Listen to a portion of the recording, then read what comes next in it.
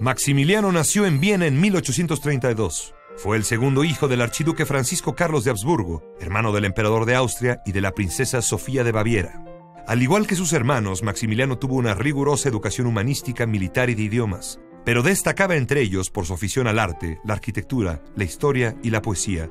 Cuando apenas tenía 16 años, una revolución obligó al emperador Fernando I a abdicar el trono a favor de su sobrino Francisco José, el hermano mayor de Maximiliano. En ese momento, él se convirtió en el primero en la línea de sucesión al Imperio Austrohúngaro, pero la buena relación que existía entre los hermanos se perdió. Maximiliano viajó por el mundo sirviendo a la Marina austriaca. En 1852, en Portugal, se enamoró de la princesa Amalia, hija del emperador Pedro I de Brasil, y se comprometió con ella, pero la joven princesa falleció a principios del año siguiente.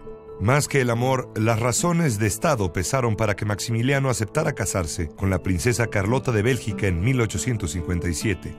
Ella, en cambio, parece haber estado verdaderamente enamorada del archiduque austriaco. Vivieron en el castillo de Miramar, construido por Maximiliano a orillas del mar Adriático, en el territorio imperial de Lombardía-Venecia. Presionado por el rey Leopoldo de Bélgica, que deseaba que su hija y yerno desempeñaran un papel más relevante que el simple ocio, el emperador Francisco José aceptó nombrar a Maximiliano virrey de aquella posesión. El joven Habsburgo mostró sus ideas liberales durante su breve gobierno, opuestas a las de su hermano el emperador. La derrota de Austria en la batalla de Solferino en 1859, en el contexto de los movimientos que llevaron a la unificación italiana, hizo que el emperador perdiera Lombardía-Venecia y con él Maximiliano perdió su cargo.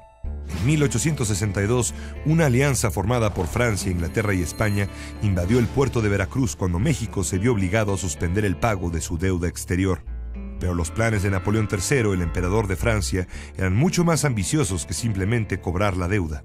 Siguiendo los consejos de su esposa y de los monárquicos mexicanos que por años habían intrigado en las cortes europeas, decidió derrocar al gobierno liberal de Benito Juárez para establecer en México un imperio subordinado militarmente a Francia y que se opusiera al empuje de Estados Unidos.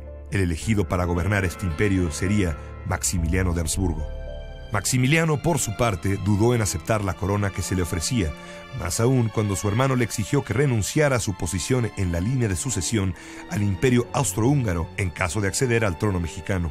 Pero finalmente, las presiones de su suegro, el rey Leopoldo, las de su esposa Carlota y sus propios sueños románticos de gobernar un reino al otro lado del mundo lo hicieron decidirse. En el puerto de Veracruz, la recepción de Maximiliano y Carlota el 29 de mayo de 1864 fue fría. Conforme se adentraban hacia la capital, sin embargo, la acogida de sus nuevos súbditos se volvió más espontánea y calurosa. Maximiliano contaba con el respaldo de buena parte de los conservadores, aquellos que se habían inclinado por el monarquismo. Pero el emperador gobernó siguiendo sus ideas liberales y confirmó la vigencia de las leyes de reforma, que habían significado la separación del Estado y la Iglesia, así como la nacionalización de los bienes de ésta.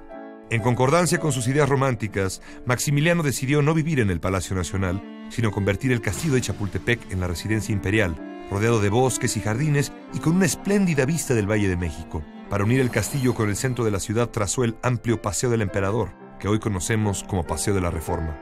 Mientras Maximiliano pasaba el tiempo planeando edificios, jardines, haciendo viajes a Cuernavaca o elaborando complicados reglamentos para la corte, Carlota ejercía su autoridad y don de mando en los asuntos del imperio.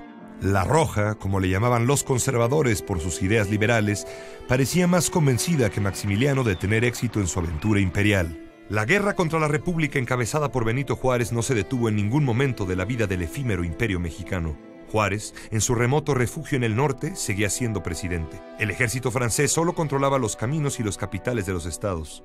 Además, el mariscal Aquiles Bazán había obstaculizado intencionalmente la creación de un ejército imperial mexicano que no solo habría podido controlar una extensión mayor del país, sino reemplazar a las tropas francesas y sostener a Maximiliano en el trono. La gravedad de esa decisión se manifestó cuando en 1866 Napoleón III decidió retirar el apoyo militar a Maximiliano a causa de la amenaza que le suponía el militarismo prusiano, así como la hostilidad de los Estados Unidos. Conscientes de que sin Napoleón el imperio mexicano caería, Carlota viajó al viejo continente a buscar desesperadamente recuperar el apoyo de Francia. En su intento, la emperatriz enloqueció. En febrero de 67 comenzó la evacuación. Cada ciudad mexicana de la que se retiraba el ejército francés era ocupada inmediatamente por los republicanos. Solo algunas plazas, como Puebla en el mes de abril, ofrecieron alguna resistencia a este avance arrollador. Maximiliano decidió que la capital del país no ofrecía condiciones para su defensa y partió con su menguado ejército hacia Querétaro. Rodeado en aquella ciudad por los liberales bajo el mando de Mariano Escobedo, consiguió resistir el sitio hasta que en la madrugada del 15 de mayo la plaza cayó, quizá entregada por un traidor, el general Miguel López.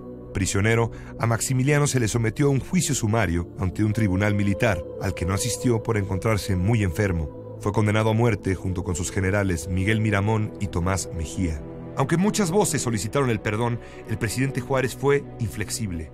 Era la ley, no él mismo, quien lo había condenado. El 19 de junio, en el Cerro de las Campanas, a las afueras de la ciudad de Querétaro, la sentencia se cumplió.